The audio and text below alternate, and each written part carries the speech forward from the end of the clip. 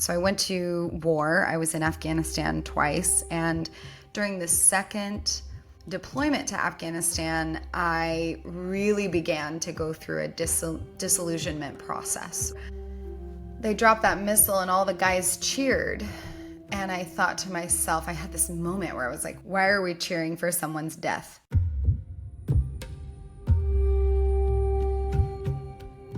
Welcome to Soul Pod, where science meets mysticism and your inner wisdom leads the way. I'm your guide, Crystal Cassidy, and together we will bridge the seen and the unseen, science and spirituality, the practical and the profound. From quantum physics to energy centers, near-death experiences to extraterrestrial contact, join us as we delve into the mysteries of consciousness and journey together towards a more awakened, compassionate, and soul-connected world. Find your seat, drop in, and let's go on a journey together.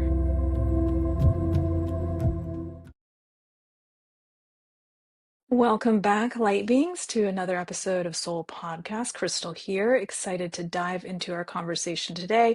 And for those of you watching video, you will notice we are in a different place. We are in the redwoods, and we have a very kind of eerie, beautiful fall vibe going on. So welcome to all who are joining us today.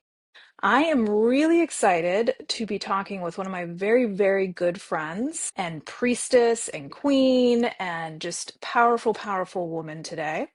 I'm joined by Susannah Rose Stokes. She's a former Marine Corps officer, badass, turned founder of Metamorphosis, an ecosystem of initiatives supporting the ethical, legal, and spiritual stewardship of psychedelic healing. So we have all kinds of things that we can get into today. And after serving 2 combat tours in Afghanistan, Susanna experienced profound spiritual awakening that catalyzed her life's devotion to sacred service. Fluent in Mandarin and Spanish, she brings a global perspective to her work. She's authored Ethno-Generated, a groundbreaking research paper, that's a mouthful, synthesizing decades of psychedelic science and social transformation. Her leadership is rooted in love, sovereignty, and remembrance, and she speaks often about the return of the communal rights, the role of altered states in conscious evolution, and the emergence of a new paradigm of leadership. Welcome to Soul Podcast, Susanna.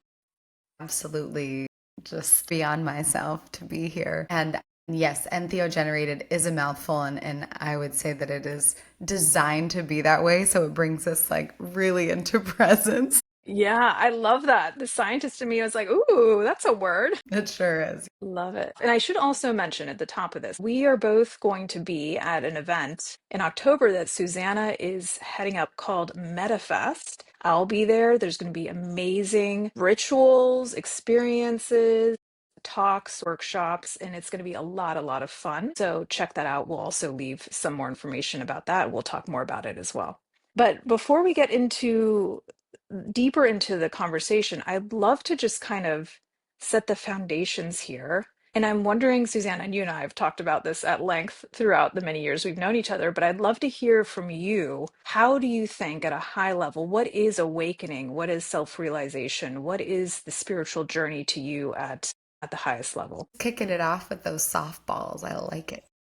I like it. Man, wow, what a big question. That is so beautiful. What is awakening? At its core, awakening is the remembrance of who we are at our deepest level. And it is the clearing away of all of the masks, of all of the external layers that we have placed upon ourselves for safety, for belonging, for all of these different aspects of the human existence until we get back to our, what I call the true abundant essence. And of course, the fundamental nature of that is love, but there are other codes that we get to work with too as individual beings in this realm.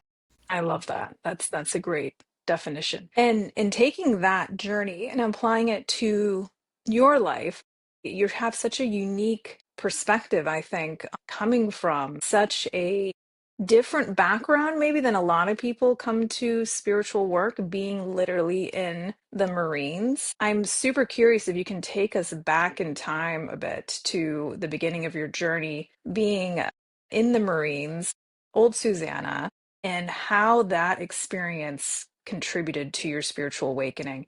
And it was there a moment where it really accelerated for you? Yes, there were several key moments. And what's interesting about my process in the Marine Corps and to the Marine Corps was, speaking about remembrance, it was all of the layers that I thought I was. Growing up, I mean, so many of us grow up and the people around us, the cultures around us define who we are. And that's exactly what I was experiencing. I was raised by a father who was once in the Marine Corps, and he thought it was the greatest thing since sliced bread, which also, if you go way back into my lineage, it's all war fighters and warriors on one side, and then actually on the other is all like pastors and priests. How interesting. The spiritual made its way in there.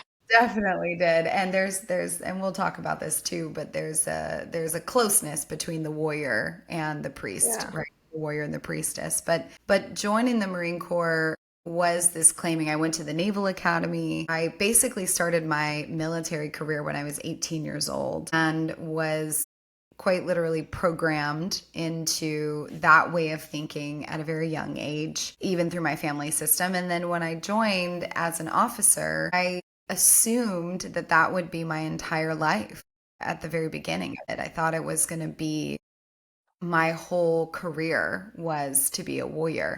And very quickly, life and what I now know, spirit and universal intelligence was like, no, this is not where you're Hmm. going to stay for a lifetime. But the first place that I discovered that it was not a forever was was when I went to the basic school, which is the first layer of training after you become an officer in the Marine Corps, and you do 6 months of that. And I had a leader who was the only man that I'd met that was really misogynistic at that up until that point in my life, and he actively worked against women and particularly me because I was a feisty one, and that there was a little bit of friction A there. little bit of, yeah, I can see that. Yeah. But that sparked the fire within me and initiated my Mm. understanding that, oh, maybe this isn't forever. Maybe there is some masking that I'm doing of my authentic self.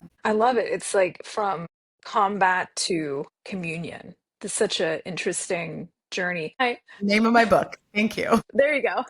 You're welcome. But it's also something that I don't think is talked about too much, but this this parallel between this kind of warrior energy, because you and I both come from that. I did martial arts for over a decade, and that was my life. And it was a very, martial arts also has a feminine aspect to it, but it's very masculine. It's very powerful. It's very embodied. And there's spiritual, beautiful aspects to it as well. But it's so interesting that you and I and a few other people I've talked to have come from this very kind of intense experience, and you literally in the military to an awakening and then this kind of softening. And I wonder if you're open to it. I'm curious, you mentioned the programming that you received at that time. Is there anything you could share with us about that programming that maybe is also related to kind of how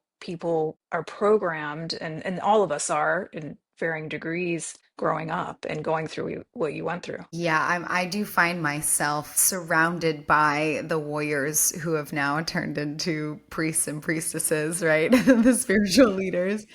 And I'm like, maybe Light those are the warriors. only people who can handle me.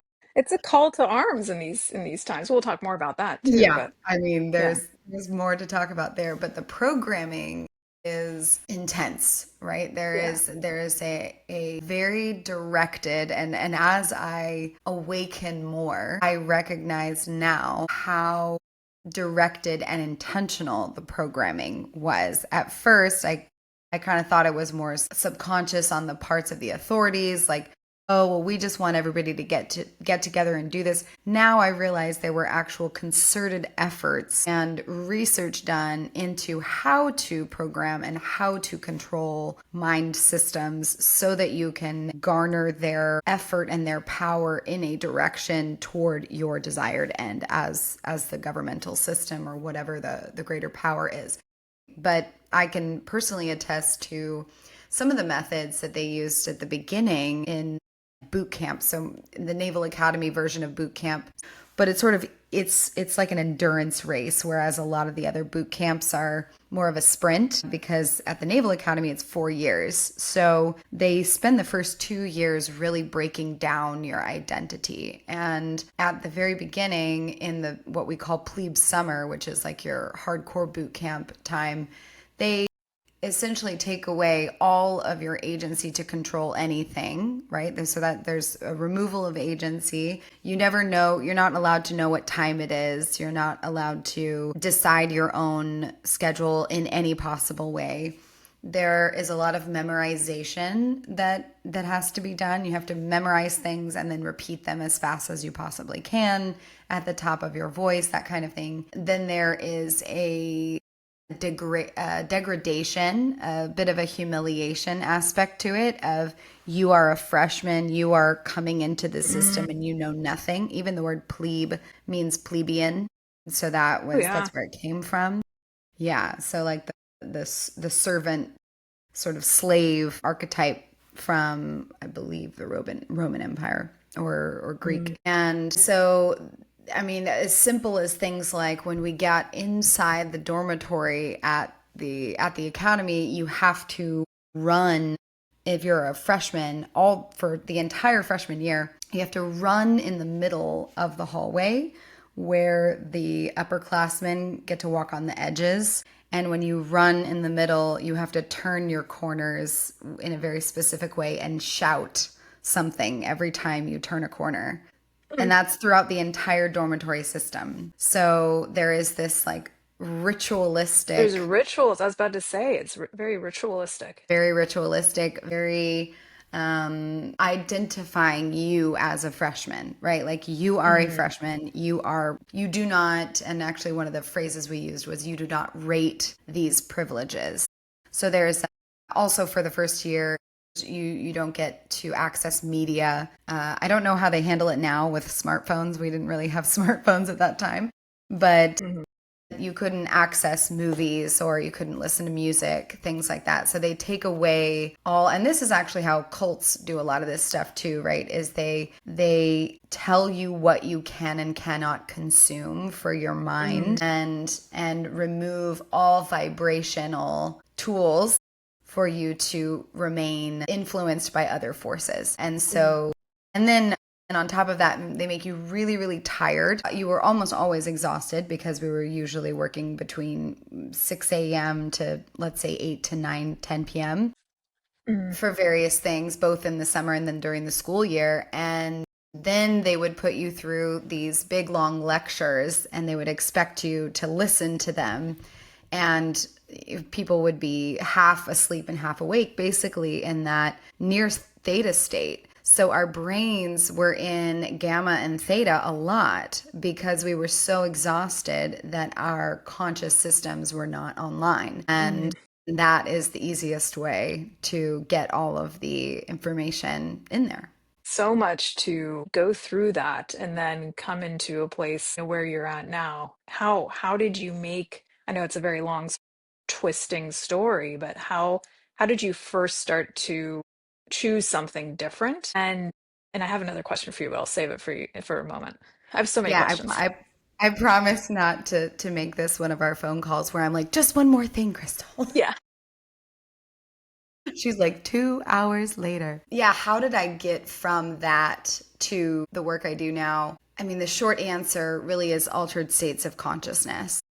I Yes. intentionally reprogrammed and rebrainwashed myself. And it started off being unintentional because after, so I went to war, I was in Afghanistan twice. And during the second deployment to Afghanistan, I really began to go through a disillusionment process where I had a moment where I was watching one of the individuals who had just implanted an IED, which is an improvised explosive device. They had buried it in the ground with the intention of blowing up one of the caravans of our troops. And that immediately makes them, we're watching them because the US has eyes everywhere with all of the drones and everything. So we're watching them do this. So that immediately makes him an enemy.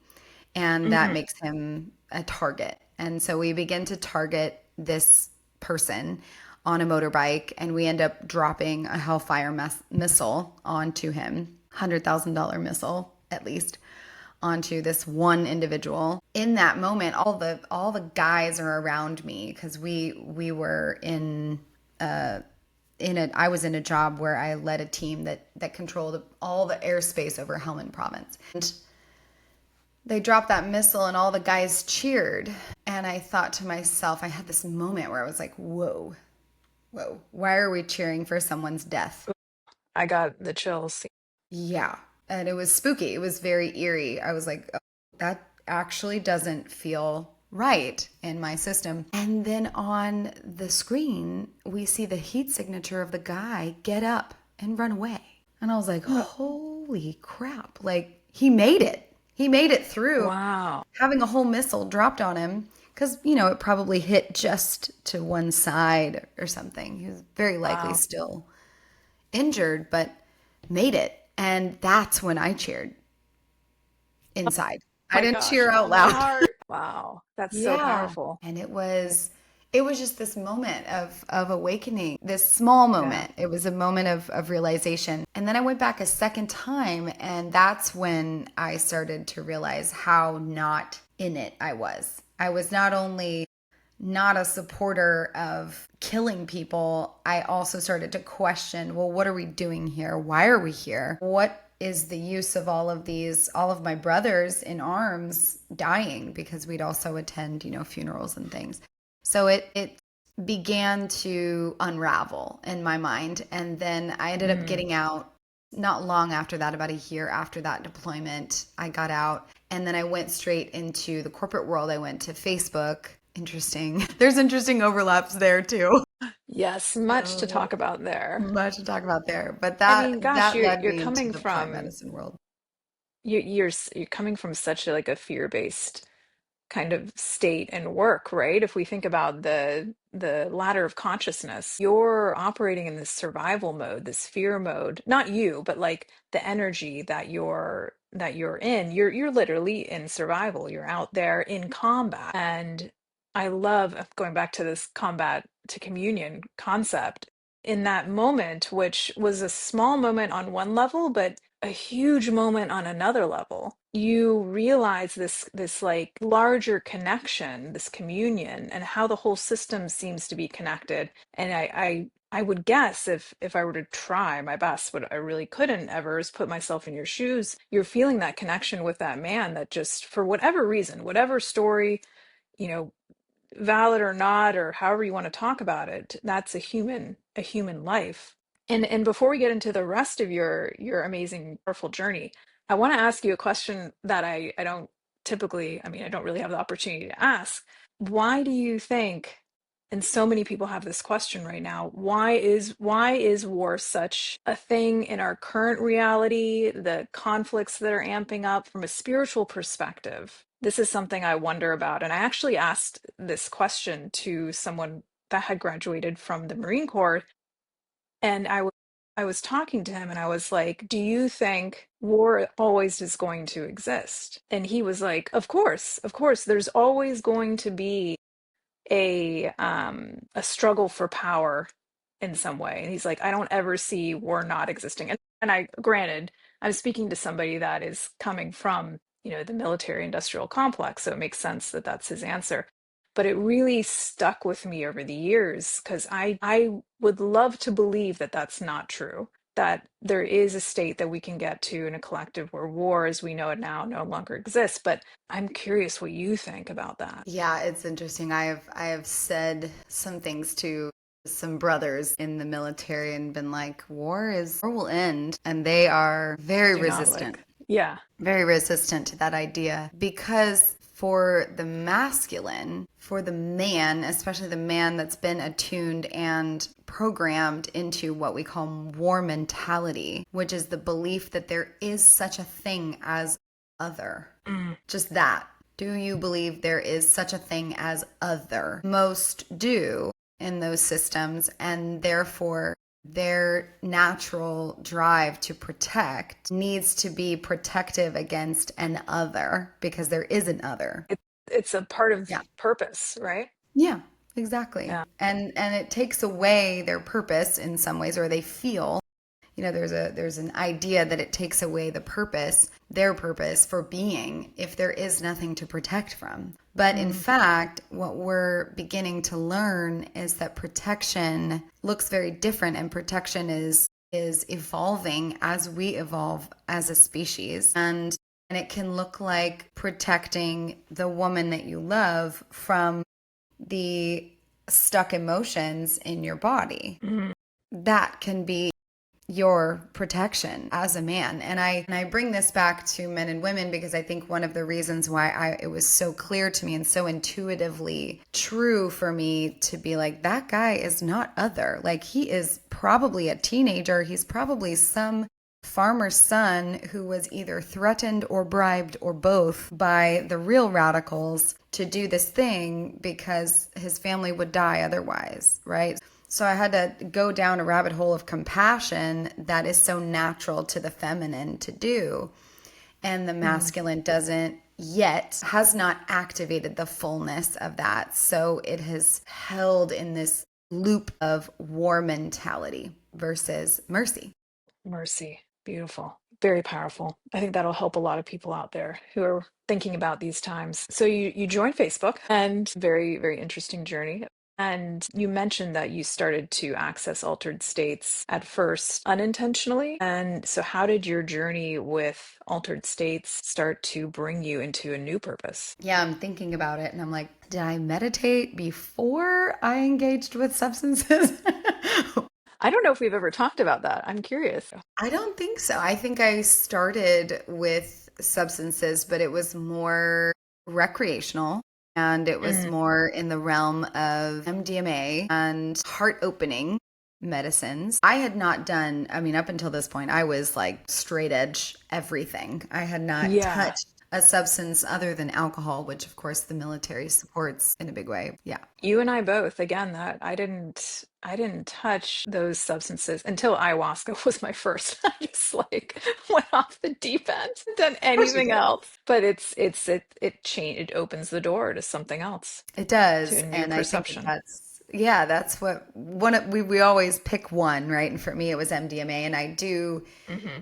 still believe that for those war fighters and for those who are so programmed in the war mentality, I understand MDMA and other heart opening synthetics to be a powerful entry point because it still feels a bit like the industrial complex. Right, it's There's close some enough. elements of it. Yeah. Yeah, but ultimately, it led me quite quickly to psychedelics and meditation. I think that happened right around the same time. It was like 2018, 2019 was right around the era where I discovered I had my first psychedelic journey because I don't consider MDMA to be a psychedelic with LSD at a festival that was in this very, very beautiful location. And I was looking out over a mountain that was covered in these beautiful trees, not so different from the forest that you're in right now with the redwoods. And I watched the trees breathe. Mhm. And that was the moment of interconnectedness that I needed to remember. I grew up on a farm in Georgia. I remembered that feeling of being in oneness with nature. And I'd forgotten. Just a quick moment to say SoulPod is a bootstrapped, female founded company built with a whole lot of love for people like you. And we just launched a new feature called Portals, bite sized journeys like the beginner's portal, the integration portal for when you're moving through big changes in your life and your spiritual development, and even soulscapes with a timer to soundtrack your solo time. You can find the link in your show notes, and if you're vibing with this episode, follow the pod so more light beings can find us.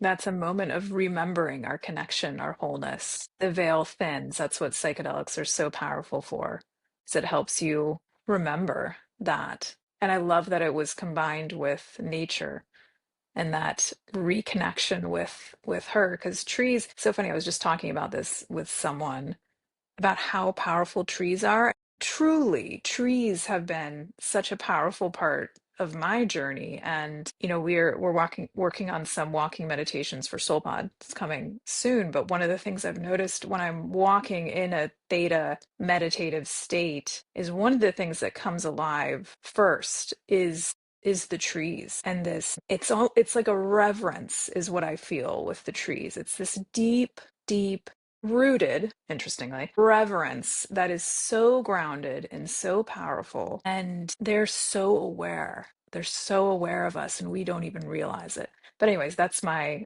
sidebar there on trees. So I love that you mentioned that. So you have these experiences. You're starting to really open up to not just your awakening journey, remembering who it is that you are, but the power of these compounds, these sacred plants, these synthetics, they all have such a powerful purpose. How did your journey unfold from there and continue to kind of shift your path with your purpose? And how do you, I guess another question I'll throw in there too, is how do you view psychedelics as a contributor to the awakening journey? Oh, yeah. I mean, they are catalyzers, right? They are catalyst for sure. Mm. And and I mean, the old phrase or mantra that people are like, don't do that. That's a gateway drug, right? Like cannabis. And I'm like, We hell yeah, remember this, cannabis is. 80s kids. Yeah. The 80s kids, right? Also, gateway sounds pretty cool. It does. It's like a portal. Yeah, I'll take that. I'll take that gateway. But it is. I mean, some of these medicines really are a gateway. They are portals. Actually, I would say all of them are in some capacity, especially when worked with properly. They are gateways to, they're stargates, if you will, to Oh, other realities. They are stargates to the remembering of who you are, to your own emotional process, to emotions that are stored in your body. And for me, what that looked like was, and I did combine it with meditation because living in China in high school, I had studied Buddhism and it made a profound impact on me. And I knew that that was going to be a big part of my life of blending the Eastern and Western methods. And interestingly, plant medicines have been a bit more of Western, right? Even in history, from the at least known historical perspective, the most history that we know about psychedelics came from the Greek lineage, came from the pagan rites that were held by priestesses in the temple at Eleusis, and the philosophers and the leaders of the time and those who were ideating would come together and drink the kukion drink, which was a blend of LSAA, which is a fungi that grows on wheat, and a whole bunch of other things that created a brew that interesting. was hallucinogenic. Yeah, I highly recommend the Immortality Key for any of those who haven't read. Is that Um, connected to the Oracle at at Delphi? Delphi, Yeah. you and I got to go deeper into the wisdom on that one. I do believe that Delphi and Eleusis were essentially hotspots for these pagan rituals, and all of it was guided by and facilitated by women who were the leaders of the quote church system. It was just not as structured of a church system because it was run by women. So it didn't have that same feel that then after Christ and then of course the Council of Nicaea and Constantine kind of took everything over and decided that all of those temples would be wiped out. And so we've forgotten a lot. But essentially psychedelics have been a method of portaling to the divine and connecting directly with the divine for ages, but primarily in the West, at least that we know of. And in the East, their method has primarily been, although there are psychedelics there too, has been meditation, right? And Yeah. that's been the wisdom that the East has brought, is this inner experience of activating your own portal. But because it takes quite literally years. Yeah, big sigh. It does take some Yeah. time. Ooh. So it takes a while. I knew that I needed both. And that's when I started to experiment with both. And then I very quickly realized with psychedelics that I needed guidance with it. And I really wanted to have a proper experience. And I think a lot of that was also the remembering, right? I was guided by the medicine, even in my recreational experiences. The medicine said, Susanna, this is more than just a playful thing. This Mm, is mhm. meant for deep work, and you know this. And I had one particular experience that I would call was my moment of spiritual awakening, although there were many. I was meditating on the top of a hill mountain in California, kind of wine country, southern wine country. And I was sitting there with LSD. Was 2 weeks out from a Bufo journey because no one told me not to take LSD 2 weeks after Bufo, which is 5-MeO DMT for those who are listening. It's a very, very powerful Very intense. Yeah. psychedelic that is secreted from a toad, the Sonoran desert toad. And I was in meditation, super wide open. I mean, my whole system was just ready to receive. And my body went into a complete vortex of energy. And it was like a tornado of energy within me, around me, what we might call both a Kundalini awakening and then just a full dissolving of myself, an ego death. And in that moment, I watched the lineages, the bloodlines that had created me all the way back for thousands of years be shown to me, and then my perfection, the perfection of all of the DNA that went into creating me to make me into who I am and to give me the purpose that I'm here to do. And the voice, which sounded like God to me, said, Mm. have a purpose. You are perfect and you are perfectly created and you are a healer. And so maybe you should stop doing all this Facebook stuff. I didn't say Facebook, but footnote, That right? is very pragmatic. Yeah, It's that was like, my and put your voice. 2 weeks notice in. Yeah.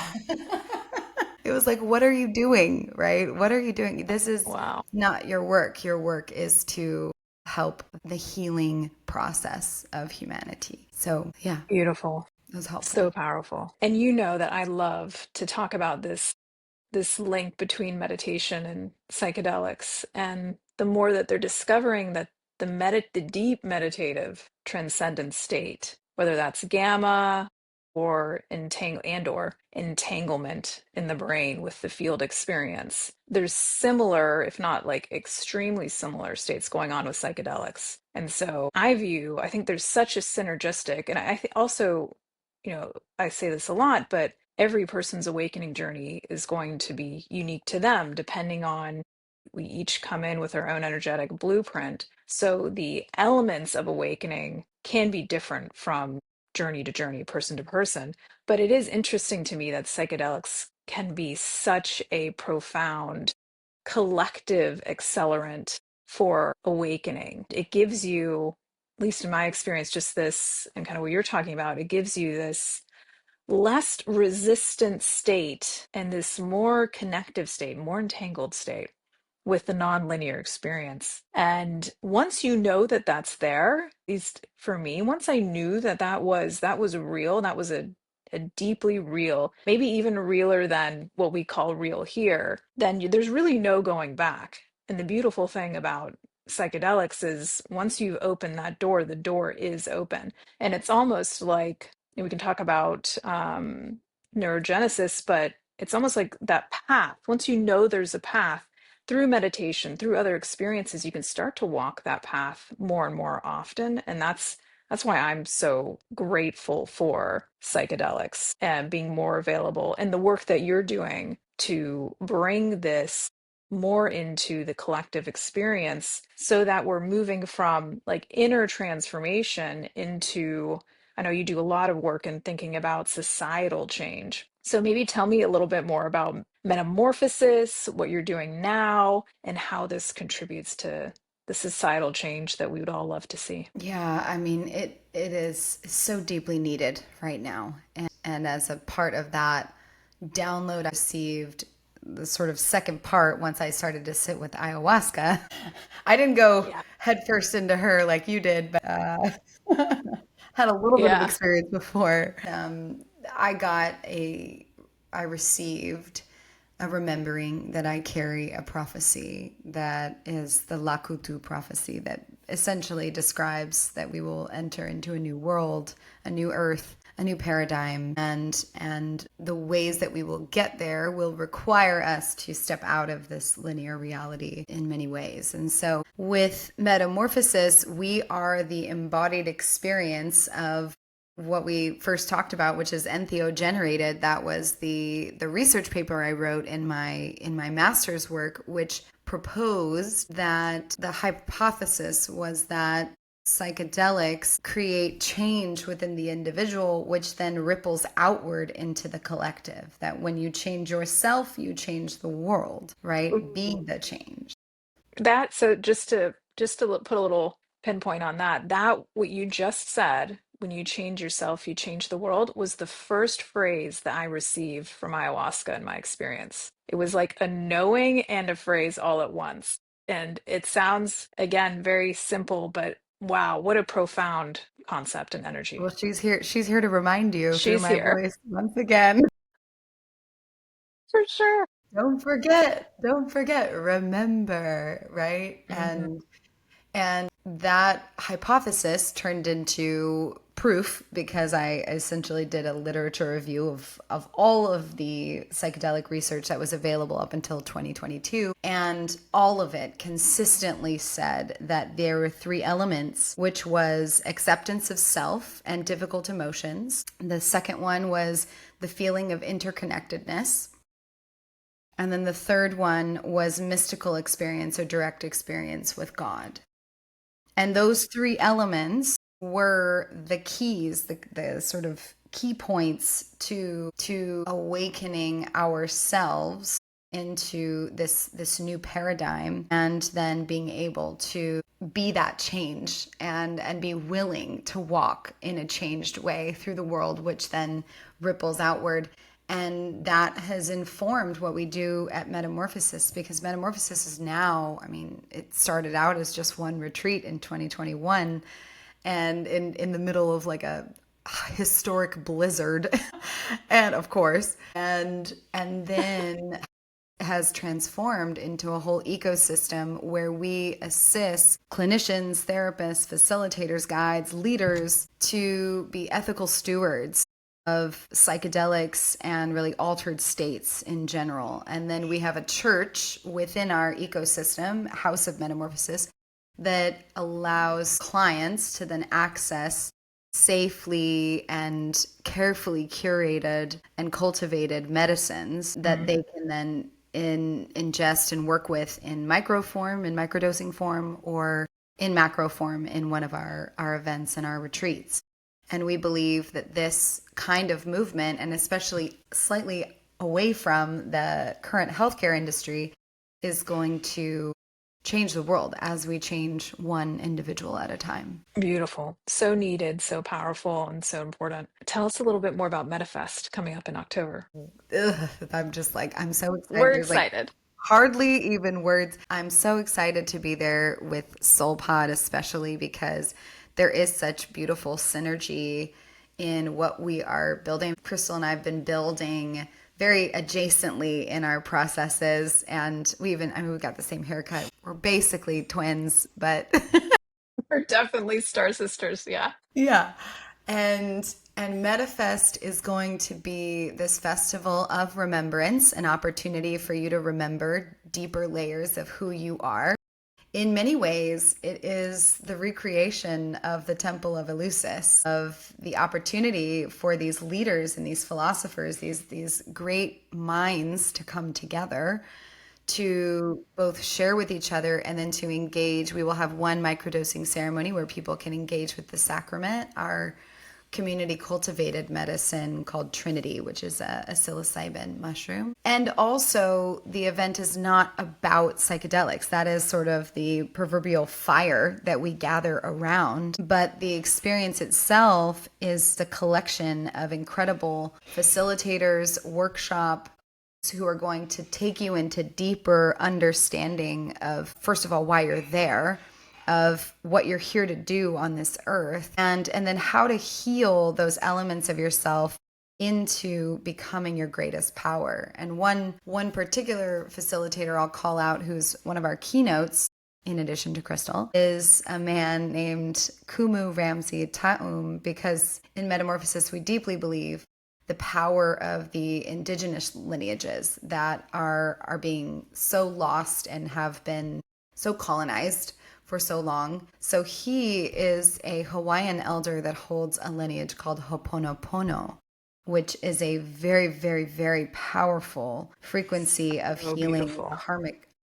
It's just, One of my favorites. Yeah. and he holds a much deeper understanding and attunement of it than even I've understood, because I've been working with it for years in my practice. But what he brings is so much a much bigger understanding. So he'll be doing an attunement for 50 people. So we have about 150 people who will come, and about 50 of those will be able to receive his attunement. So sign up soon, because we are very close to our 50 spot. And he's going to bring that over the course of 2 days. And then he'll give a keynote to everyone. But ultimately, it is a chance to be together in community with your soul tribe, with the people who understand you. If you feel misunderstood, if you feel like you are the black sheep, we are the tribe of black sheep. Like, come. Yeah, totally. The warriors, the mystics, the Yes. scientists. Yes, come join us. Come join us. And I think at a collective level, we're so being called to create these spaces and be in these spaces of healing, of safety, of exploration. And I'm just so excited about what you're creating and we're co-creating. And I really cannot wait to be there in October with everyone. And we're going to go on a really beautiful mind, body, soul journey together. So I know I mean, we could talk for hours. We already know this, We but do. I would love to ask you one more question here and then a rapid fire round. But from your perspective, a lot of us in the spiritual space talk about a new earth. What is your understanding of a new earth? Are we in it? And if we're not, what is it going to take for us to get there? First, I'll just say that Dolores Cannon has some really incredible content on this. So if anyone listening here wants to dive deeper, go into her work. She's amazing. She's like your mystic Ohio grandma. And It really is. and my definition is, and my knowing is, that it is the result of a galactic shift in which the planet, which all planets do at around every 120, 150 billion years, goes through a vibrational elevation, ascension. And that ascension process means that all the souls, all of the beings on the planet also go through an ascension process from one dimension to another. And they have to make it through that dimensional shift. And there is a new dimensional earth that is being created through that process, in which the old one will be kind of almost like compost, right? So it's like a snake shedding its skin feeling, where there's a new dimension that's being created, and it's already here. It's already landed. It landed it started building actually in December 2020, and there were some significant astrological events that showed the building of it. And now what it's going to look and feel like is there will be some people who will completely fall out of your reality, to the extent that you almost can't find them anymore. Like they don't exist because they are no longer in your reality if you are continuously dedicated to this spiritual progression process and basically shifting your baseline frequency from 3 dimension to third to fourth dimension, which then allows us to access, fifth, sixth, seventh. But that's my understanding of it, and it will likely complete. We will go through a human evolutionary shift from Homo sapien to Homo luminous, which means carbon-based DNA to crystalline-based DNA. Ooh. Your name is pretty perfect for this shift, prophetic. And then that will so we had the first wave in 2012 that started in 2012. That's most of us. And then the next wave will begin in 2030, and the full shift to the new human being will likely complete by around 2150. Wow. Interesting. So that's Beautiful. my understanding of the new Mm. earth. And also the nature of the new earth is that it will be a place where there is not war, there is not there is conflict mentality in the same way, and we live in a lot of the spirit of the age of Aquarius, right? The brotherly love, the sisterly love, the deep connection with each other, and an inner sacred union of masculine and feminine. So we become a little more, as a species, and especially mankind, becomes more godlike in his way. True creators. And I lied, one more question. I've been thinking a lot about leadership and what kind of new leadership is needed in this new age. And I think a lot of us can see around us in the reality that we're walking in is almost like a vacuum of leadership in a lot of ways. What do you think this new leadership is calling for us and from us to walk into this new world? What's needed? First and foremost, I am in deep service to the divine feminine in this Mm, process. same. I'd say most of those who are in leadership and who know ourselves to be new earth leaders, number one, are initiates from many other lifetimes. So we have practiced and trained and attuned ourselves for this lifetime. This is a mastery level lifetime. So it's not like we just step into leadership because we get to.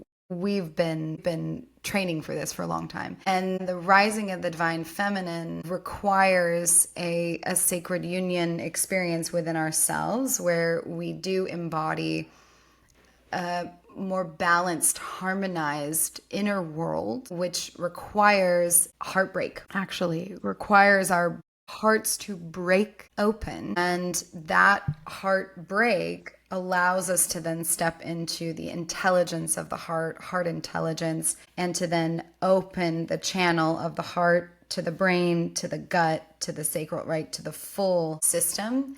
And that also looks like the willingness to be fully authentic and vulnerable in our Ooh, that's a process. big one.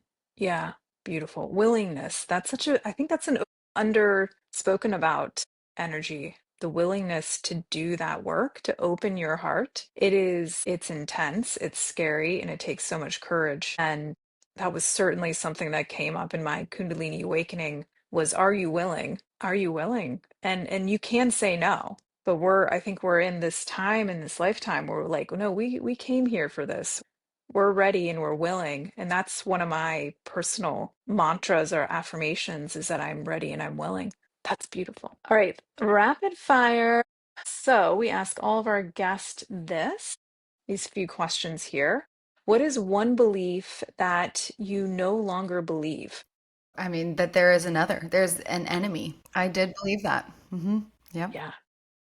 What do you believe consciousness is? Consciousness is the shared field of God energy that interacts across all dimensions and times. What is source, God, or oneness to you? Source God is the self-dimensional being that was the originator of all life itself, and then birthed out another and another and another and another, and is the quite literally the source of all creation. And it's 100 years in the future. What do you hope for humanity? I hope that every one of us walks around with our hearts broken wide open and with the feeling that every single person that you see, no matter if it's the first time that you've seen them in this lifetime, is a brother, sister, friend, colleague. Yeah. Yes. Yeah.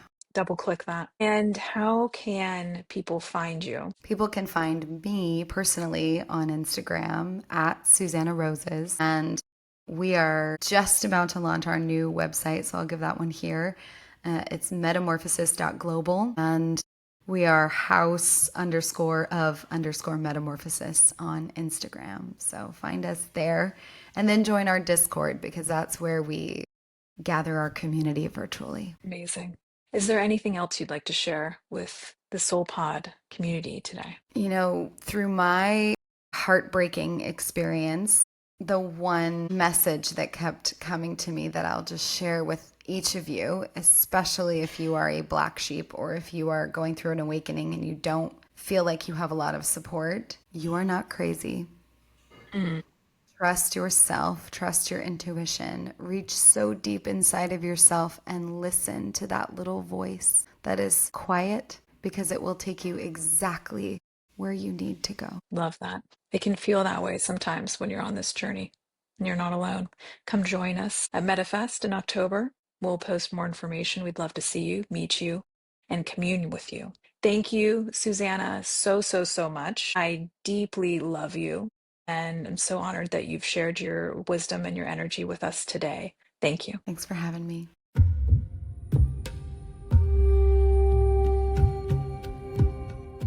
Thank you for journeying with us today, Light Being. We hope you enjoyed the episode, and before you go, we'd love to offer you even more spiritual guidance and daily rituals. This week, we launched the biggest update since SoulPod first hit the App Store. To celebrate, we're offering you a free month of SoulPod with the code Step Into the Portal. Your SoulPod home has been completely reimagined with even more ease, more rhythm, and more room to grow. Now you can revisit past journeys, save your favorite rituals, and build personalized playlists that move with your energy. And at the heart of it all, portals. Portals are guided mini journeys, flexible, soulful spaces designed to meet you right where you are. Beginners welcomes you into the heart of soulfulness, no experience needed. Soulscapes offers looping soundscapes for solo self-guided practice. And Integration holds you gently after transformation, offering grounding and expansion. Download the app or tap the link in our show notes to begin. We'll see you inside.